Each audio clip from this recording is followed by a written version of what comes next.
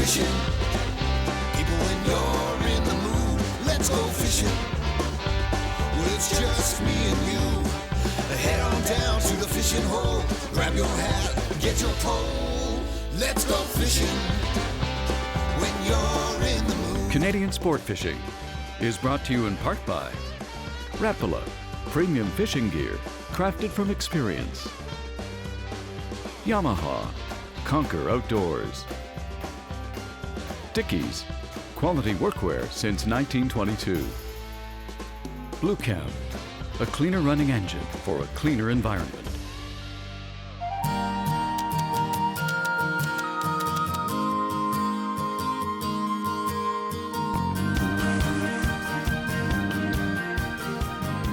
I really enjoy the different types of saltwater fish that you can catch in the Gulf of Mexico. My favorite time to go down is in the middle of summer when the air and water temperatures are hot and there's lots of fish around. Saltwater fishing can be a social affair, especially if the weather's warm and the seas are calm. This week, I've got the pleasure of fishing with friends out of two boats. One is with Bill Carson. He has a boat that's just over 30 feet. It's got two twin 150s on it, and we're going to be fishing with friends. And then in our own 19-foot center console boat, where we're going to be fishing also for a variety of fish.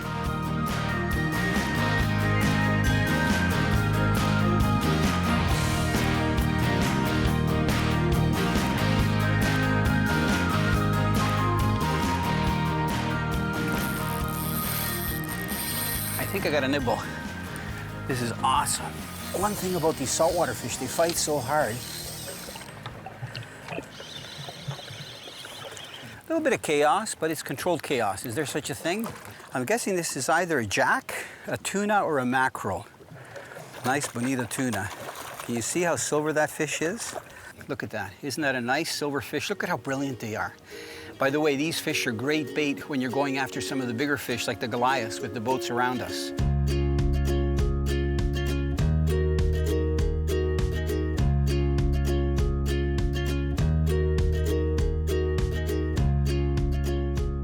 Because we're in 70 to 80 feet of water, it takes a while for the line to go down. And what I've got on my line that keeps it from dropping down real quick is a camera called a Spydro. It's an underwater camera because I'm trying to capture the actual hits when the fish hit. So this is where it's very important that your weight is on the bottom. I'm really using what's called a drop shot rig. I've got a four ounce weight on the bottom, and then about a foot up or 6 inches up, I've got a 6-odd hook, and then above that, about 3 or 4 feet, I've got the camera. So you're gonna see in a minute here, this one's white. Okay. There. Another red grouper, still not big enough though. He's a baby, but you know what? I could catch these all day long. They're a lot of fun for families if you're out fishing. And I've got a little bit of squid left, but I'm gonna add some more. Now these are really tiny squid. Normally, the squid that we use out here are like, you know, a pound, and we cut them into sections. But this isn't bad because I can take 1 or 2 of these small squid, and you can see that I'm really threading him on the hook. And I'm doing that because there's a lot of smaller fish down there, but I'm still exposing the hook. Yeah. You know, it's nice that these heavy-duty rods have a long butt. Beautiful fish. Look at, you can see it's a red grouper. You know, if you saw where these guys live, they actually live in holes on the bottom. We call them Swiss cheese. And look at, I don't know if you can see, but you see all those teeth? They have teeth at the top, studded. So they're kind of like a bass, but they have a lot bigger teeth than a bass does.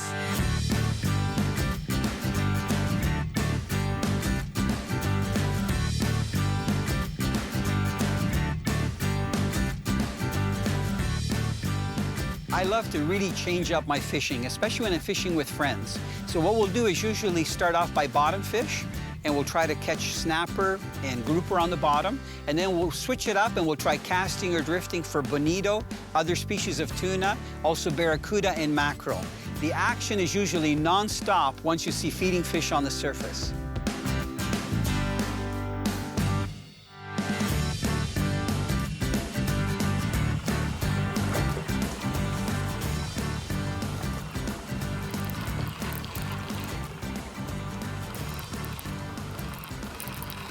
Yes. You know what I like about ocean fishing? Everything. The challenging thing with these mackerel is, look, they've got really sharp teeth. And if they see a leader, if you're using a wire leader, so I have a very short leader. Isn't that a gorgeous? That's a Spanish mackerel. I don't mind using my hand to get the fish. Obviously, you got to stay away from their mouth. Okay, got it by the tail. Look, isn't that a nice Spanish? Look at how beautifully colored they are. Now, can you see those teeth? He's got a pretty tight jaw, but he's starting to open it. They are razor sharp. These guys are very plentiful at certain times of the year when they migrate up and down the coast. As a matter of fact, you can catch them right off the beach. So if you're down here on holidays in Florida and you're fishing off the beach, it's a good idea to buy a little cast net and catch some of the bait fish, or use a spoon or a really bright jig that you can reel in really fast, and you get these gorgeous fish that are delicious, especially on the grill. So this guy's going to join us for dinner tonight. Now, this is the rig that I was talking about. Because these fish have such good vision, it's really tough to get a lot of bites if you're using a normal wire leader, like, let's say, you know, a wire leader that you buy. So what I've done is I've taken 27-pound wire. This is the wire that's here. You can see it's almost like the thickness of a hair. I have a small treble at the back. About 4 inches up, I have a single hook. And in a minute, I'm going to show you how I hook the bait fish. So that's it for the actual wire. In front of that single hook is 30-pound fluorocarbon, and it goes right to that swivel. So I'm guessing that that's about 4.5 feet. You can identify the thread fin because on the dorsal, it has like a little thread. So I'll show you here. So if you look on the dorsal here, you're gonna see like a thread. See that? That thread that's there? It's hanging just over the side. This is a thread fin. So there's the thread. It looks like a piece of monofilament line. So that's how you identify it. Now here's how we hook it. I'm gonna put one hook just behind the head. We don't wanna kill it. We just wanna put that hook in and out a little bit, and the other one is going to be in the back, just behind the dorsal, just through gently again. Now he's ready to go. Okay, I'm just going to drop him in the water, and you can see he's nice and lively. That's what we want. Closed captioning is brought to you by Cable's Eyewear Retainer. Lightweight, comfortable, adjustable, and waterproof.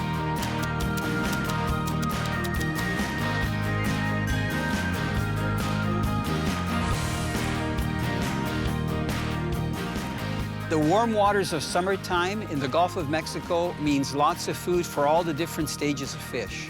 One of them being bait fish. And you know that if the bait fish are around, the predator fish are close by. One of the things, though, that we do is usually catch the bait fish before we head out to where we do our main fishing. Most of the time, we'll use a cast net or something called a sabiki rig, which is a long rod with multiple hooks.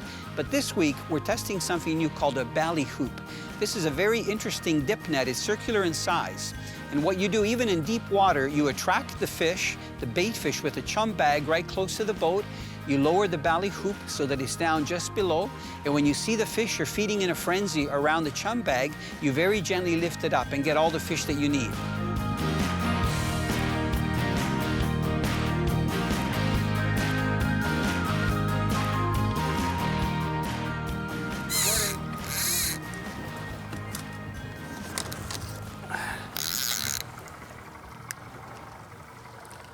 Yes! So nice to hear that reel go. This guy's got some weight to it. It's probably another nice mackerel. I'm gaining on it slowly. Now I try to be really gentle. Remember what I said, that I've only got a 30-pound fluorocarbon leader? Getting him close. You know, the nice thing about this reel is it's actually a speed jigging reel, and it's 2-speed. But because I've got that light fluorocarbon and that light wire, I let off on the drag when the fish gets close, and I'm actually using my thumb like that. See, this guy's really taking off here. Now, you know, this rod looks short and light, but you know what? It's rated for up to 80-pound test. Come on back up. No wonder he hit so hard and is fighting hard. Wait till you get a look at this cuda. It's a good size one. It kind of looks like a muskie. Isn't that a nice cuda? Okay, who's good? Oh no, the fluorocarbon is in its jaw. Hopefully it won't break me off. Now, this is the tricky part. Did I tell you that barracuda have really sharp teeth? Oh. He spooked me. I wasn't ready for that one. Good luck. Okay, I got an idea. I'm gonna use a little towel around my hand. Ever try tailing a muskie? This is a little bit tougher than a muskie. Now, I don't know if he's gonna stay there. I'm gonna put my rod down. Hopefully nothing will get broken. Yeah. And he's not gonna shake at me. Do you see any teeth? I can't see any teeth. He's gotta have teeth. Look, it's a nice cuda. Come on. Isn't that a gorgeous fish? Give us some silver, because he's ready to go. He wants to go. I'm just trying to head him out forward. Come on. Come on, baby. I don't think I can change hands, but I'm gonna try it. No way I could hold him.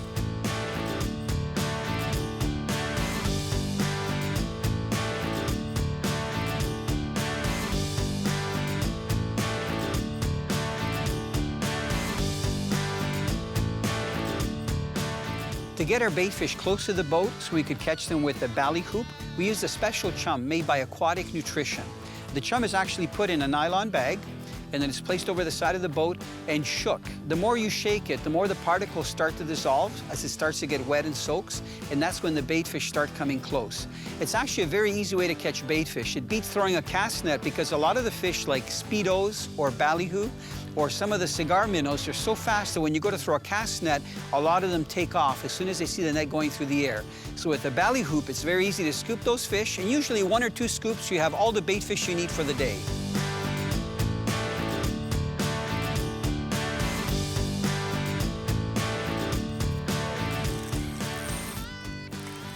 This is awesome. We're out here in the Gulf of Mexico, and I've got Tyler, my good friend. He's almost a captain, expert guide. Tyler, what happened? How come you got to tie on another lure? I got cut off right before you hooked up. What's your call? What do you think it was? Probably either a king or a Spanish. These fish fight so hard. I don't think there's a monster fish. And I'm using that, you would call this medium action tackle. I've got 20-pound braid. It's good that he's hooked just outside of the mouth. That's why we've been getting cut off. As I was saying earlier, Tyler said that if you use a wire leader, you know, the fish just won't hit. Okay, I think he's pretty well done. I just got to get him in the boat. No easy task. Come here. Turn around. You know, we're being sportsmen. No net. Who needs a gaff, right? There. Beautiful. I can't get over. You see those teeth? We've lost about 4 or 5 lures. They cut right through, even like 50-pound fluoro. Okay, there. I want to be fast because I want to release this guy. Look at that. Nice king. Because we're in salt water and they got to go deep, I'm just going to launch him. There he goes. Now, you know, even though I'm using that heavier fluorocarbon, I don't know if you can see, it is all tattered. Look at that. It looks like somebody put it on a little grinder. So I'm going to have to cut off at least that much. So what I've done, Tyler told me not to do it, but this I think is like 50-pound fluoro. And I made a blood knot, and then I've got my 30-pound. Because I was losing, I lost about, I don't know how many of these, 5 or 6 of these lures. Tyler just lost a couple. We are down to just 1 each of these. So if we lose it, one of us is going to be just fishing for Goliaths. Right? Yes, sir. Okay.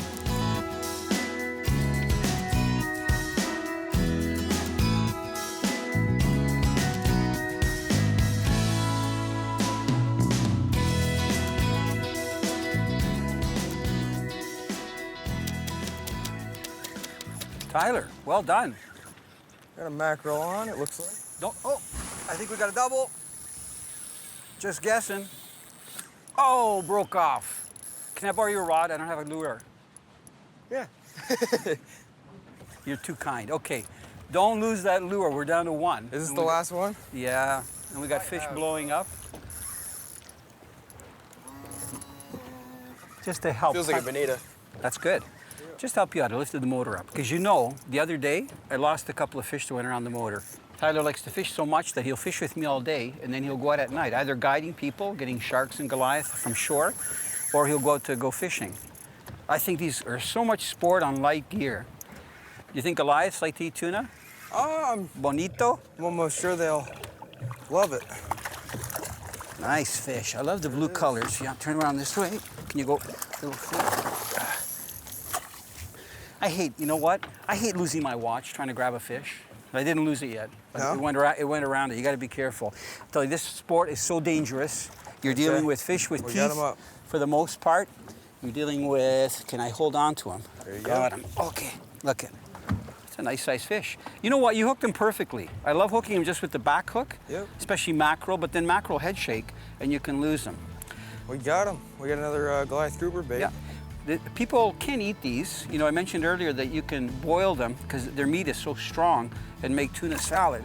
But we're going to be using this guy for a Goliath bait. He's got a little bit of power. So let's get him back here in the well.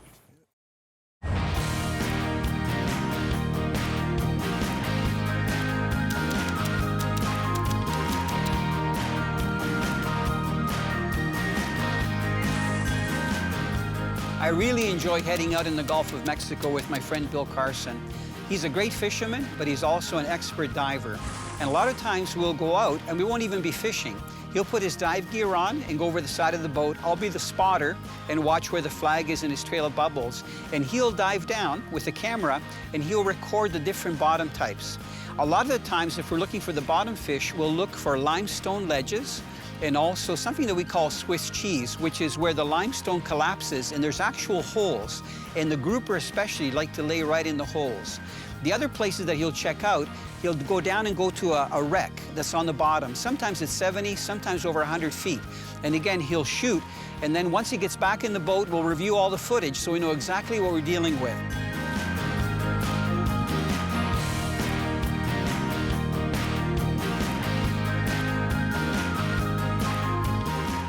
What's nice about fishing out here is that even though there's other boats around us, most of the guys are pretty good.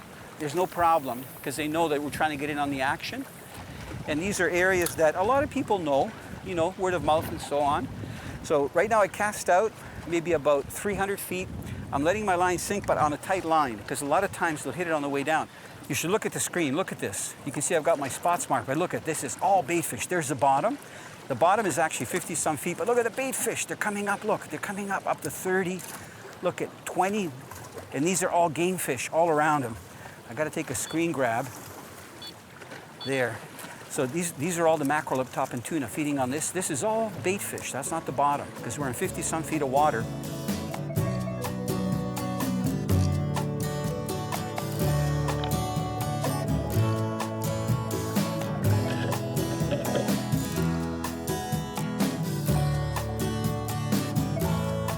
Man, this is non-stop action. You got one on too? Yep. So look at. It's a good one. I don't know how to tell you this. Mine's a little bigger. Now you flipped yours in. I'm going to try the same thing. Hopefully I won't lose my lure if I grab that 50-pound leader. You know, mackerel are great eating. We had some last night that we did with the curry, Cajun seasoning, and that's a good eating size fish.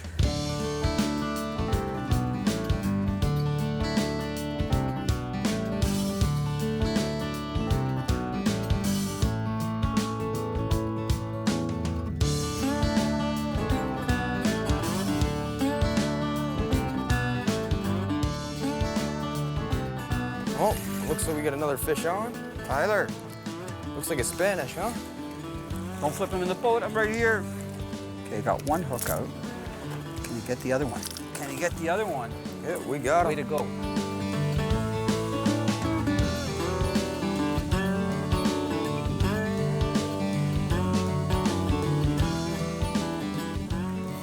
This is fast and furious. This is amazing. You know, I love to bottom fish. I love to fish on the flats in the shallow water. But when you're out here, especially when you got a wind, and you've got fish and you're reeling in so fast and they slam it with this light gear, and you really don't know what you're gonna hook. They are nice mackerel. Man, he nailed it. These fish are so aggressive. Let's see if I can get this guy. Come on over here. Okay. Got my pliers handy. You know what? You're gonna get a quick look. This guy's gonna be released. I just wanna show you though, look at those teeth. That's what's been cutting our lines off. You see those teeth and those, man, hardly anything can get away from those. So this guy's gonna be released real quick. I'm just gonna shake him off because I've got that single hook. Ready? Come on. There he goes.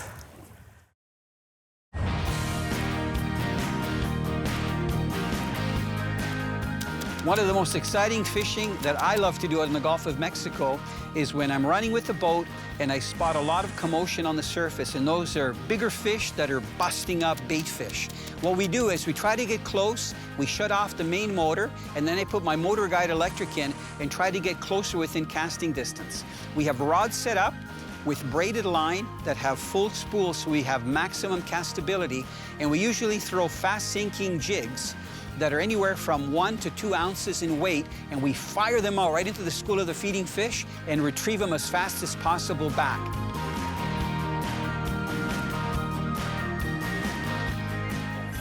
And we got one on. That looks like a king. Yep. Yep, looks like a little king. Huh? Might be a keeper. Yep, we'll measure him up. Well, it looks like this guy's not a keeper. He's 22, so we're gonna have to launch him.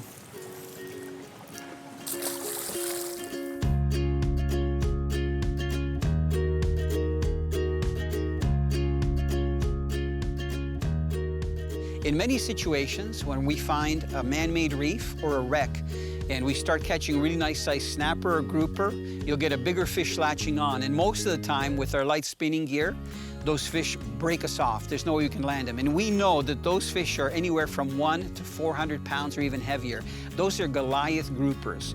And they can be very common and in high numbers on some of the wrecks, especially when you get out further than 30 feet in the middle of summer, 80 feet and 100 feet. And especially if there's all open sea bottom around a particular structure or wreck.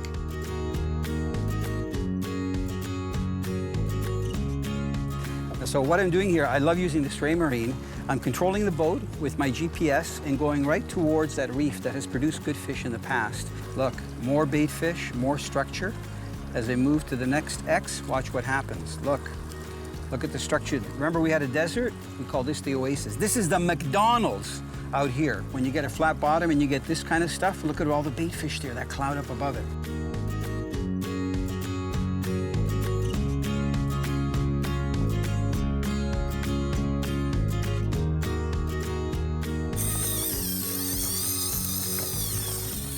I think I have a fish on. That scream, definitely it's a fish on. These fish have so much power. Look at this.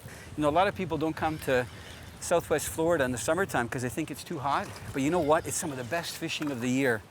Finally got this fish. Man, did it fight hard. Nice fish. And it's regurgitating all kinds of bait fish. Look.